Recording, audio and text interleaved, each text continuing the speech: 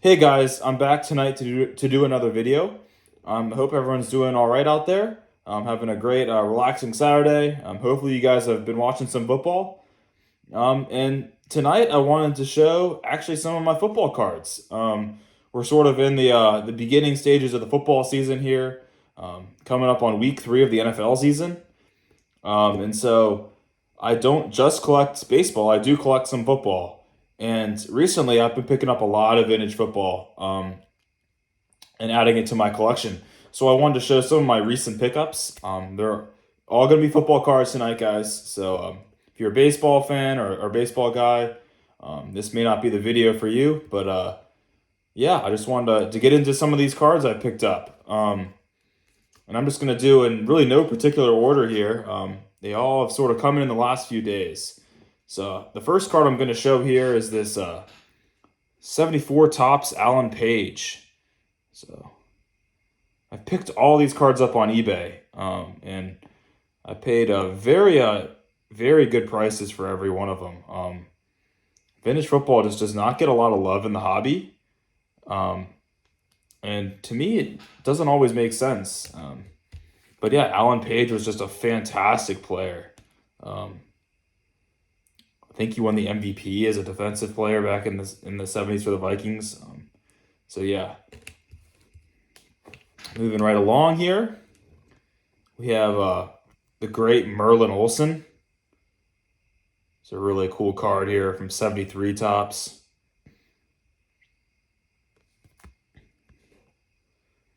I believe Merlin Olsen made a few appearances in the Little House on the Prairie, I believe. I could be mistaken on that, but yeah, I think sort of a movie star kind of figure as well. Here's one of the bigger cards I picked up, and that is the 79 Topps Earl Campbell. And man, what a beast this guy was back in the day. I think he only played 4 years for the Oilers in the NFL, but man, this dude could really run the rock. Tough guy to bring down.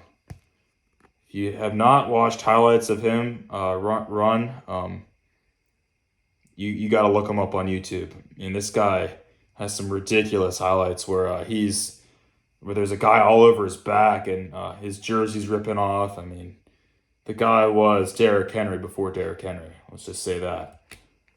Moving on here, probably one of the most underrated receivers in NFL history, Paul Warfield. It's a nice 73 Topps of his. Member of the 72 Miami Dolphins that went undefeated. Big part of that team. Again, a guy that does not get a lot of respect in the hobby. I mean, I think I paid like $2 for this card, so really underrated player. Here we go. Moving on, another great receiver, another underrated dude. How about Harold Carmichael? For all you Eagles fans out there, this guy was an absolute legend. Big receiver, 6'7". 6'7" receiver, so basically a power forward out there. Man, he'd be a beast in today's game too. And that's the one thing about football. It's one of those sports that's changed a lot over the years, and so um, you can't really compare the old players to the new guys, especially statistically wise. And their stats are a lot different because it was more of a running game back in the early days of football. So moving along here, speaking of a great running back, how about John Riggins?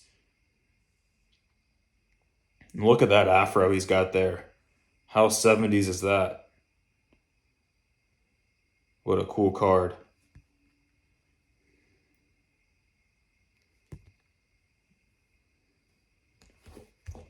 Sticking with 73 Topps, how about Mean Joe Green?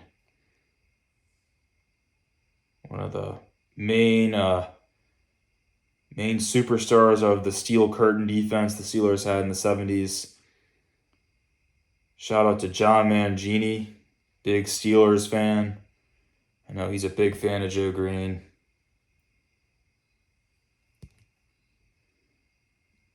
What an absolute legend this guy was as well. Speaking of legends, how about Joe Namath? 72 tops, Joe Namath.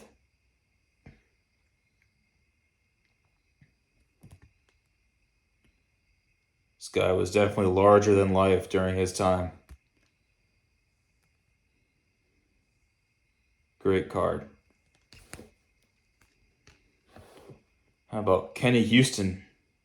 71 tops. Believe this is his rookie card. Great safety. I think he also played for the Redskins as well. Or I should say the Commanders. But I still see him as the Redskins. But another nice John Riggins card here from 76 tops.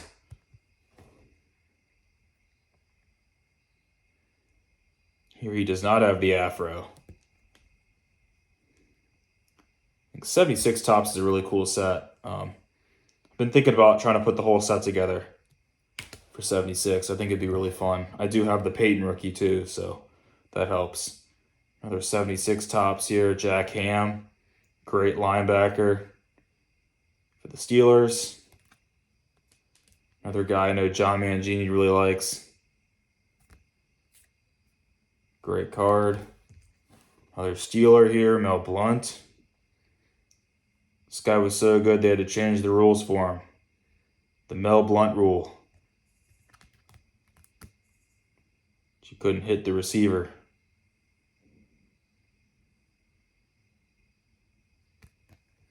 Great card and great player. Another Paul Warfield here.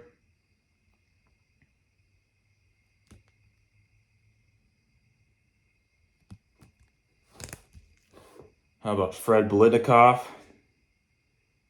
Stickum guy. Apparently he would wear that all over his gloves to help him catch the football better. Gotta love all those old Raiders guys, man. Definitely just a bunch of dogs, I would say. Another Raider, Cliff Branch. Speedster.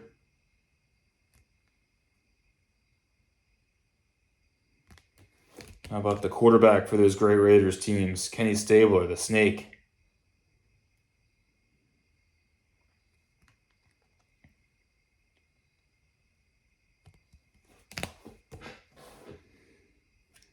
How about this fantastic player, Gale Sayers? Another guy that only played, I think, 6 years in the league. Electric player.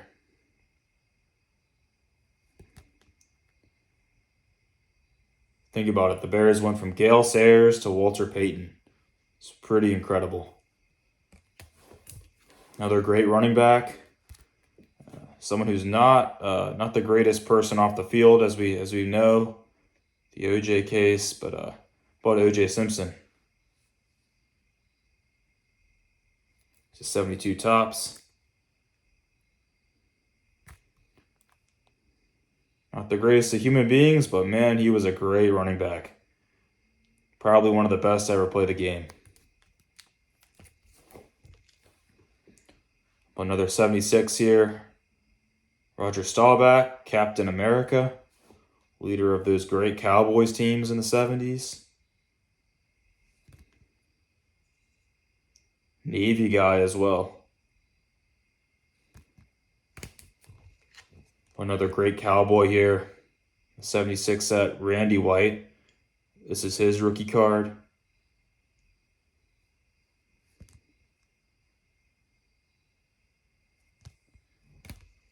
But another Paul Warfield here. This one's the 72 tops. It's a really cool card here. Cool image.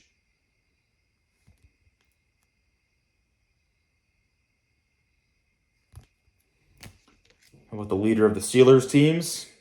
Terry Bradshaw.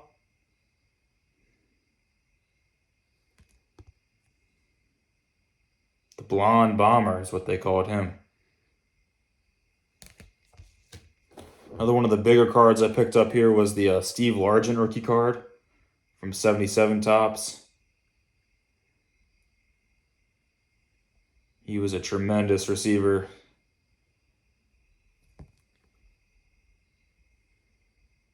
Just a fantastic card. 77 is another set I've thought about trying to put together for football. Now that I have this card. How about another awesome rookie card here? Maybe the greatest offensive lineman to ever play the game, Mr. John Hannah. I'm a Patriots fan, so I grew up hearing my dad talk about just how bad the Patriots were in the 70s and just how good John Hannah was. I think he's definitely got a case for being one of the greats at the offensive line position. Maybe you could call him the greatest, like I said. Great player. Great card, too. Another one of the bigger cards I picked up. The Tony Dorsett rookie card here. Another great Cowboy. One of the best running backs. And he was an absolute beast.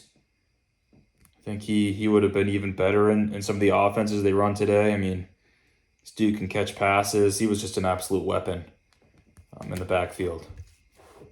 How about another great card here, Lynn Swann.